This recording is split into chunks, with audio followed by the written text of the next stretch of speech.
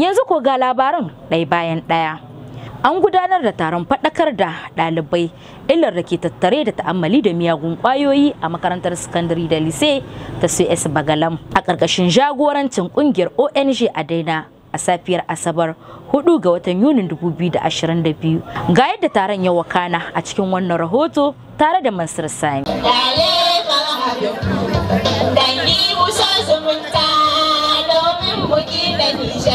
Domin kaucewa matsalolin da ake yawan samu musamman na bukawa malaman makarantun boko da wasu ɗalibai ke yi da ke da nasaba da shaye-shayen. Ɗaya daga cikin ƙungiyoyin yaƙi da amfani da miyagun ƙwayoyi da ake ce ma ONG Adena ta ƙasar Niger ta gudanar da taron faɗakarwa da jan hankalin ɗalibai da iyayensu a ɗaya daga cikin makarantu mafi yawan ɗalibai a jihar Maradi cewa da CS Bagalam, wanda ya samu halartar al'umma da dama da hukumomin gari masu daraja. Muhammad Ganda shine shugaban wannan tafiya.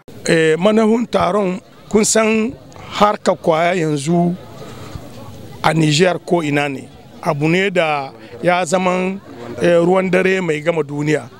Shi yasa muna ji abin da ake nan wajen jihar Maradi tunda mu ba yau ne mun ka fara wannan yaki da miyagun kwayoyi cikin makarantu ba. Mun yi su a Nyamai, mun yi shi a wannan wajen Kwanni. Yau Allah ka mu nan Maradi. Kasa makarantun boko yanzu a nan surtu nan wajen Ecole CS Bagalam abu ne da sanin kowa bane ba boye ake ba.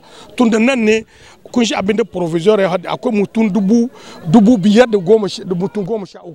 To inda duk mutane sun kai yawa ba nisa da aikin asha.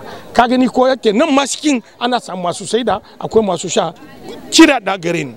Uwayen yara su kula da yaro kamar dabba ne. A cikin dubunnan al'umma waɗanda ake kaiwa asibiti cikin halin tagayyara dalilin shaye-shaye akwai ɗaliban makarantun boko. A cewar Dr. Sa'ada Habu, likitan da ke kula da lafiyar kwakwalwa a sashen fama da masu taɓin hankali a babbar asibitin Maradi. Yanzu mun samu wajen mutum 53 wanda mun ka samu an ka kai muna wanda mun ka rike.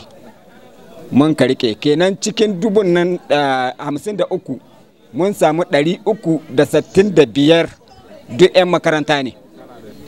Wasu ɗalmi ake kai su, wasu kuma sun yi wani ta'adi ko sun buge wani ko sun buge uwa ko sun buge dan uwa ko sun yi wani sha. Kenan shaye-shaye abubuwa ne wanda ba su da unhwani, to a kiyaye. Domin dakile wannan matsala akwai buƙatuwar haɗin kan jama'a ta kowane fanni, a cewar shugaban hukumar 'yan sanda masu kula da yaƙi da ta'ammali da miyagun ƙwayoyi Ali Dan Dije.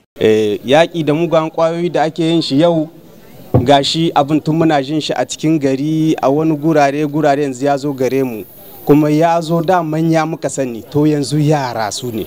Kai hal ma daga shekara 13 zuwa shekara 80 duk suna harkar kwaya. Kuma yanzu abin da yake ma mai ciwo makaranta lakwal guri ne wanda ya kamata a ce tsarkakakken guri ne, saboda guri ne inda ake horar da mutane su zama majagoran al'umma zuwa gaba. An ba tare da ku ba mu iya gane su.